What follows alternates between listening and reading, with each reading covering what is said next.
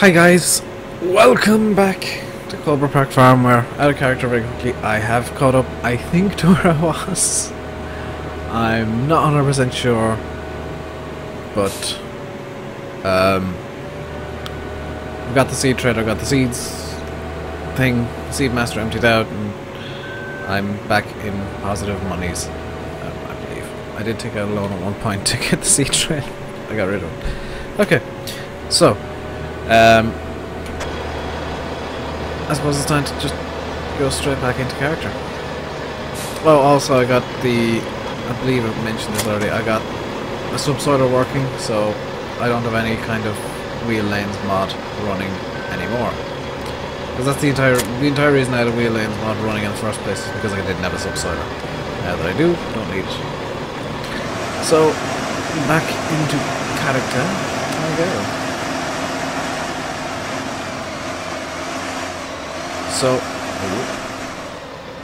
it's time to start canola harvest. As you can see, we've got a really good place to start from, because Parks Perry and the big field, which ironically isn't as big as Parks Perry, right beside each other, both planted in rape. Beautiful timing. Well, beautiful placement, and probably the best place to start off, because it means I get a double harvest in pretty quick time. And oh yeah, out of character very quickly, yes, this is running max graphics now. I've maxed out the game on Coldborough Park Farm, so I have wing mirrors. So back into character I go. So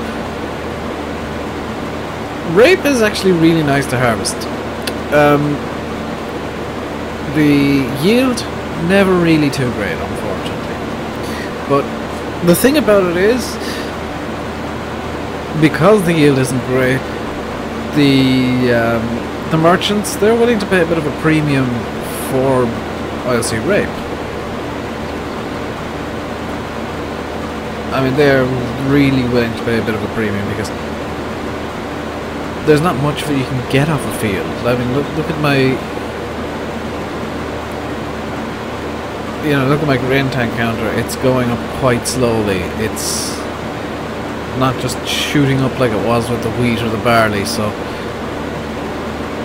I won't be unloading as often, but that also means I'm going to get things done just that bit more quickly, because I won't have to unload as often. I mean, that's kind of an unintentional bonus of growing oilseed rape, is yeah, you don't get the same kind of yield, but you get pretty much the same amount of money, and really it's a bit less hassle.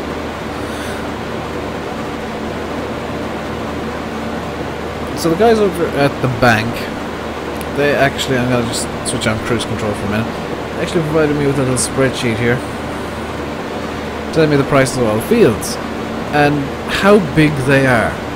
So we're on field number 13. This is 5 hectares, which is nice. Also, as you can see, we've just broken 10 hours working in this machine, and we've done 44 hectares, so it's roughly 4.4 hectares an hour. And don't ask me what that is in acres, I don't know. But it looks like there's a nice spot for planting some trees in there. There's a meadow, field 39 there. Was that a red lip sugar beet I just passed? Okay, I guess. So, oilseed rape, I'm going to switch out to the drone to show you this. It can't leave any straw, unfortunately. The stalks are very, very brittle, so pretty much as soon as they're sucked into the harvester, they break. So all I'm left with is a bunch of chaff in the ground. Now, that's not necessarily a bad thing, because when I get up to the main farm, well, when we start getting up to the fields that we actually own and we're allowed to farm you know, in the future. What we can do is we can use that to introduce more nutrients to the soil, and we can just cultivate it straight under, which is actually kind of nice. It's something that I kind of wanted to do for a while. Well, it's I don't know why I just said it. It's not something that I wanted to do for a while. I don't want to just cultivate all my crop under.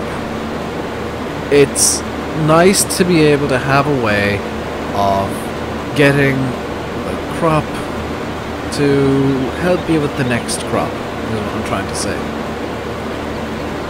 So by chopping the straw, I actually get help with the next crop in terms of fertilization, but by dropping the straw as a swath, I get instant gratification and instant money. And that's really where the trade-off is, and right now, with the money we have, I'd prefer the instant gratification, instant money. Maybe in the future we'll go to dropping straw. Well, not dropping straw, chopping the straw, so that we actually get a bit of a longer term benefit. But for now, at least, it's pretty much all about the short term here, because let's face it, this farm isn't going too well.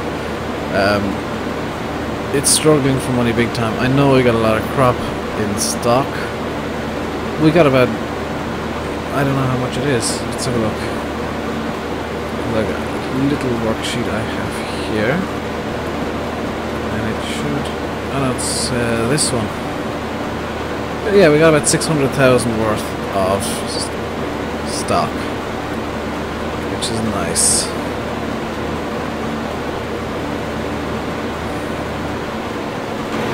And yeah, there's a small issue where I turn on my indicators when I look at some of these things. Got a little app on my tablet that turns on the indicators, and it's very, very close to the button I need to press to open up some of these apps. So unfortunately, I've got fat fingers, okay? I will press both of them at the same time quite regularly. In fact, almost every time I do that, I hit both buttons at once. So it's not particularly great. So it even turns on the hazards if I try and look at the animals, which actually I've proven. Just going to switch on cruise control again. Yes, we are back in drone view. And look! Hazards come on, and I'm looking at the animals. But if I open up this spreadsheet and open up the animals again, I can turn the hazards off. I'm going to keep the animal heads up open because I want to keep an eye on them.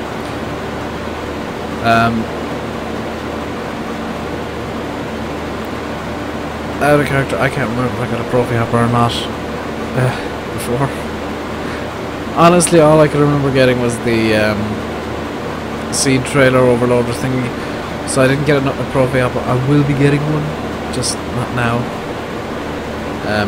I'll be getting one when we start doing sales, and well, probably when we do bale sales, because we still need to do that.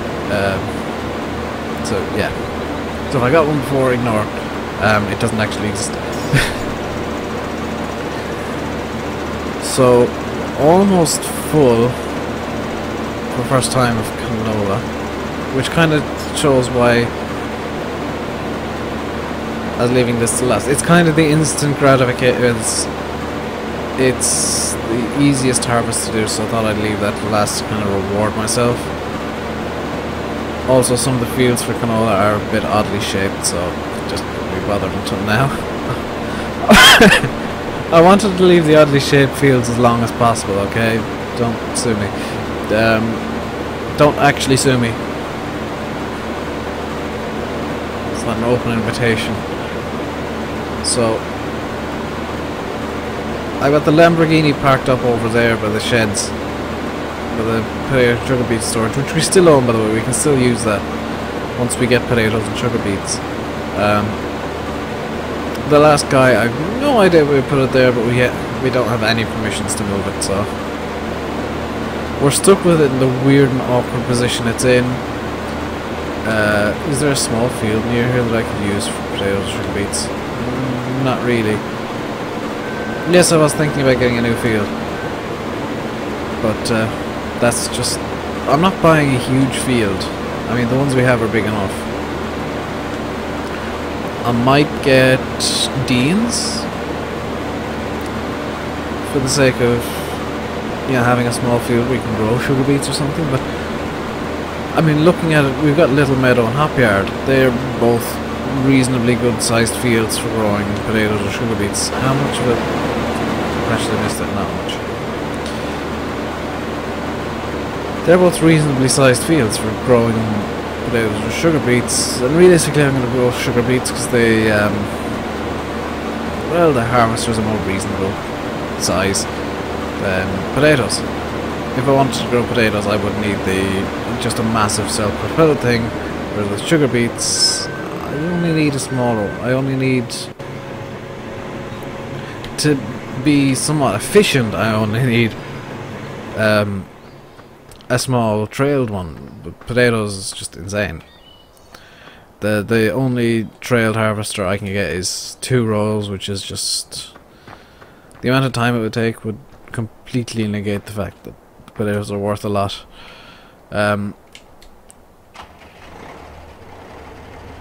So let's reverse using the wing mirrors for once, or not, because that's just a bad idea. That's just asking for trouble using the wing mirrors to reverse, because the blind spot in these things is huge. So yes, we are continuing to stay off the crop, because actually this is the one that I really want to stay off, because oilseed rape, this is our cash crop. This is a real money maker of a crop. And if we can get all of it in, we're most definitely in the money. So let's just hop up here on the fender of the tractor. Like, let's just hop back into that. Let's just hop back into the harvester, because that's a bit of a better angle to see what's going on. I can't remember how to access pipe cap.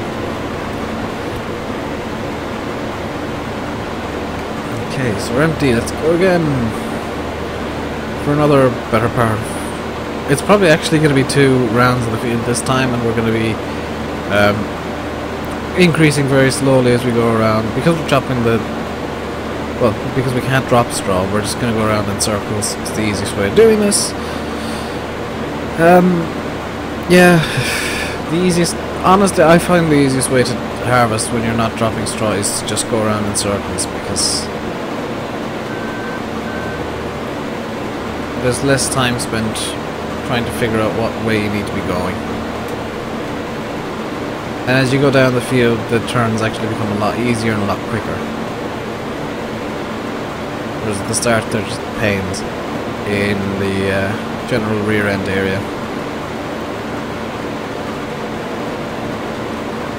So once we got the rape in, we're actually going to start doing...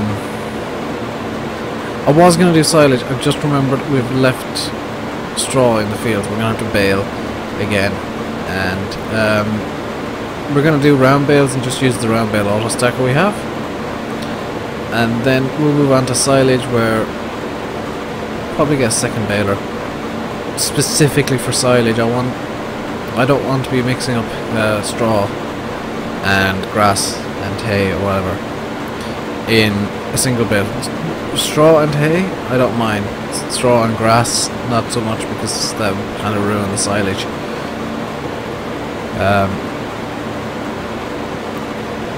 I was half considering getting a guy in with, well, renting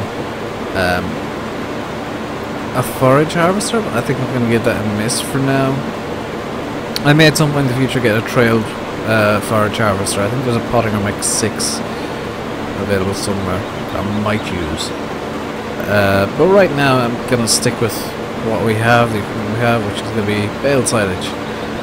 which is going to be fun because the fields are quite steep, and I've got a feeling bales will end up in hedges everywhere. And so I'll be fishing them out for hours. It's some entertainment to look forward to, I guess, on your part, and some pain to look forward to on mine, which is always nice. My pain is your entertainment. So we're going... Honestly, I think 10 kilometers an hour is a nice speed to be doing. I know it's so harvest that. That field looks like it'd be... That meadow looks like it'd be great for growing some trees. Almost looks like it was specifically designed for it, doesn't it? I mean, straight lines of dirt that's somehow open. Looks like there's fallen leaves there already. There must have been trees in there before. I can see some fallen leaves in there. It looks to be some sawdust. So there must have been some trees in there before. If you can hear a whirring, I think that's my graphics card being like, what are you doing to me? It's still new, it's still bedding in, I suppose.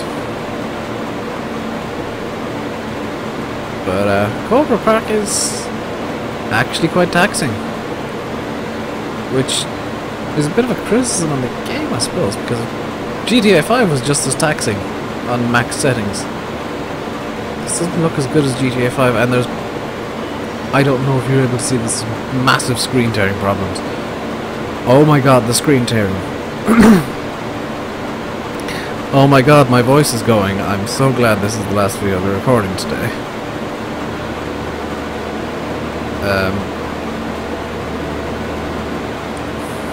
I was going to re-record the mod testing video, but I attempted to do yesterday.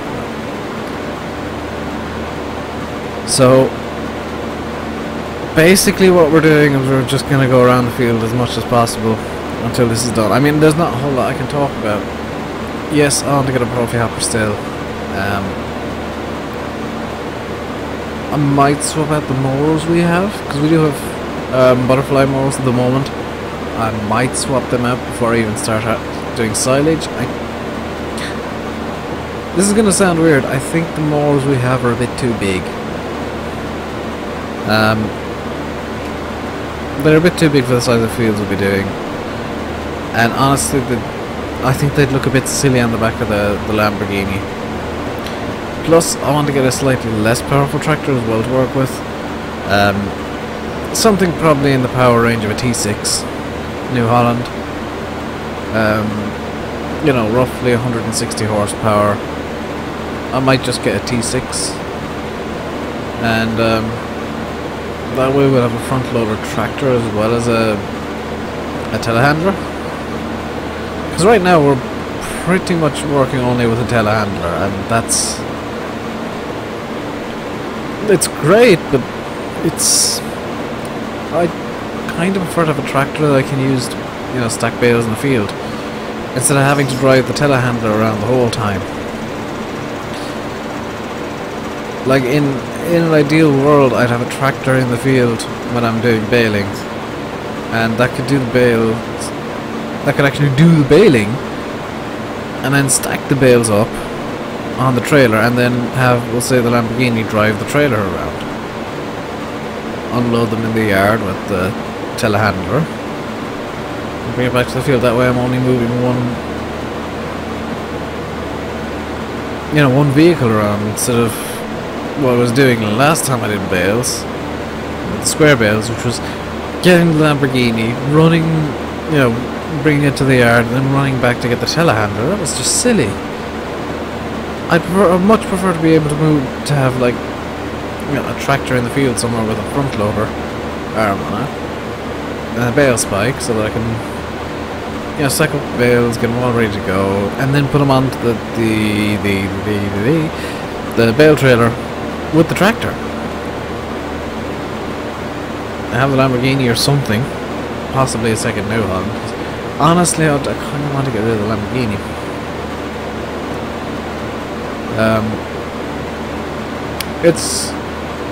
It's great and all, but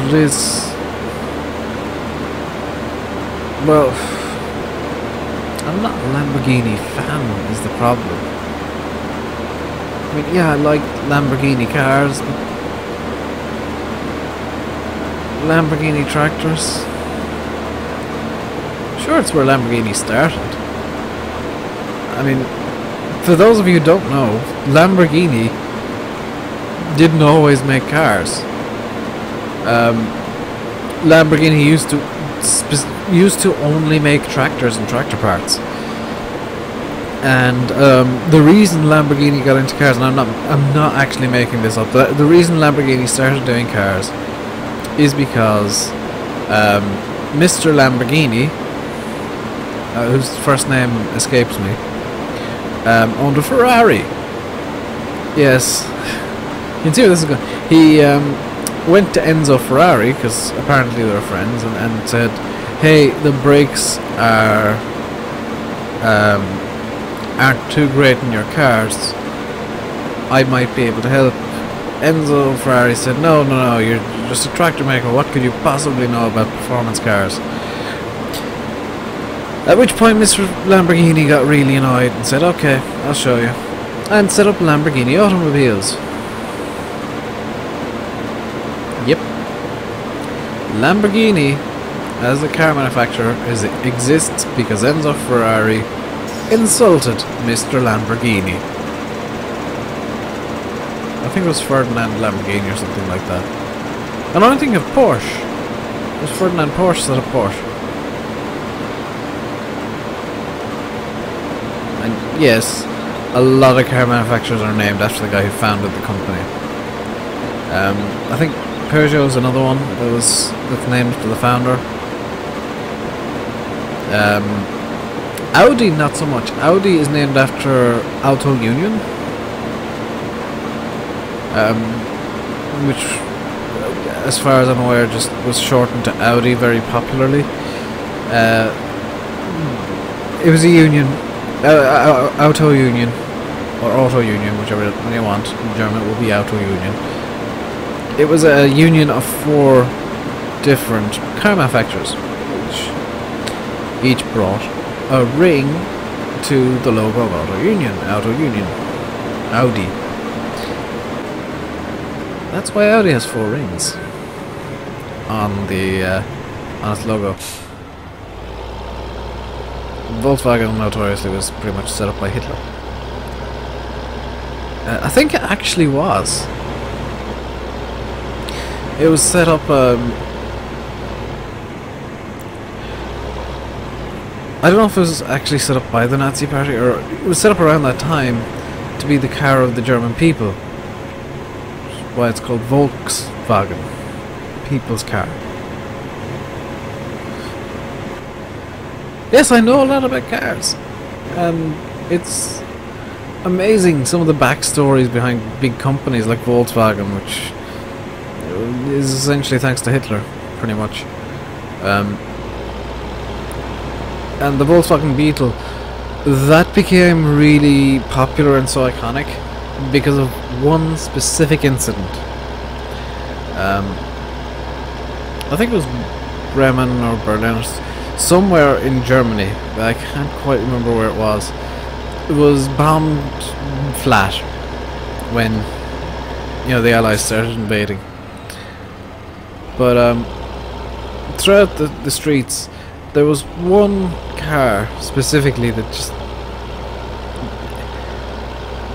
nothing was wrong with it. They were burnt out husks, but they were completely intact, and those cars were the Volkswagen Beetles. So, you know, the German heads of state and the Allies said, hey, this car is pretty good. It's pretty well built. Let's make lots of them. And then the Volkswagen Beetle, or if you're in America, the Bug, was born. Like, that's amazing. That's just such a stupid reason to make one of the most iconic cars in history. Well, it doesn't blow up very well. Let's build a car. If you're wondering, I'm planning on ploughing these fields. Not just going straight to cultivation. I might cultivate, plow, and then cultivate, but I'm planning on ploughing. I'm going to plough the stubble under. I'm not going to cultivate first, because that would be far too much time. And yes, I'm going to do it all on camera, because I'm insane.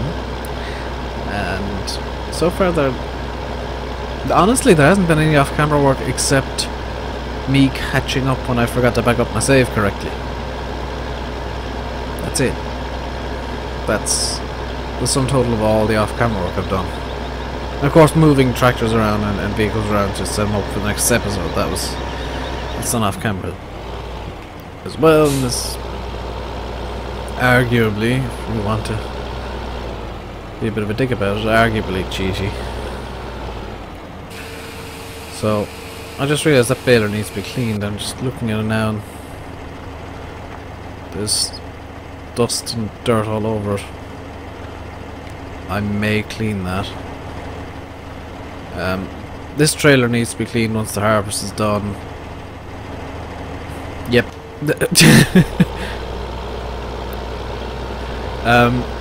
I don't know when I'm going to clean this thing. Possibly when I'm moving on to silage, because it shouldn't get too dirty from silage. But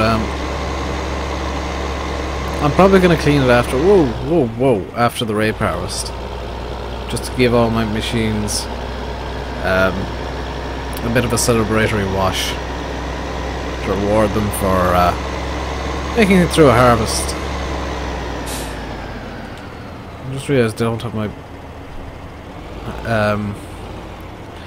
my beacon light on. So let's get going. Back to the field. And just realised I'm gonna have to actually run my timer for the next part. Because normally I just have OBS open the second window to be watching that, but I can't. That's how I've been timing it before, I was just checking the time on OBS. I can't do that now, can I? Don't have two monitors at the moment. Because my graphics card won't let me.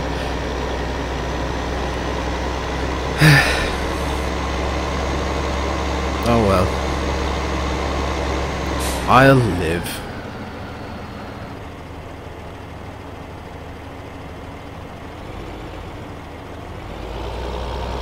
Please don't let there be anybody behind me. There's not. Because I completely goofed up that turn-in.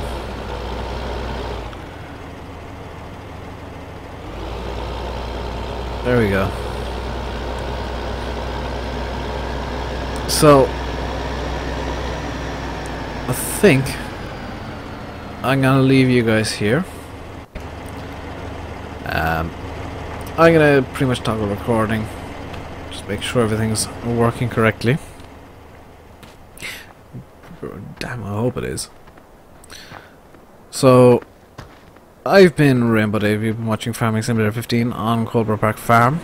Please leave a comment, hit the like button, and if you haven't already, hit the subscribe button. You know you want to. Until next time, we'll be doing my usual speedy uppy harvesting musicy thingy, which every second episode, for those of you who are new or who are wondering why I do this, do the harvesty music thingy, it's basically because I want to get off-camera work done without going off-camera. That's why I normally finish a harvest, or you know, bring in the bales or something in those segments. It's something that normally people would do off-camera, but I don't do it off-camera. I just record for 2 hours, speed it up 4 times, and hey, look, you've got sped up footage with some music, so you can use it as a podcast if you really want to. That's the entire reason. So until next time, stay safe and goodbye.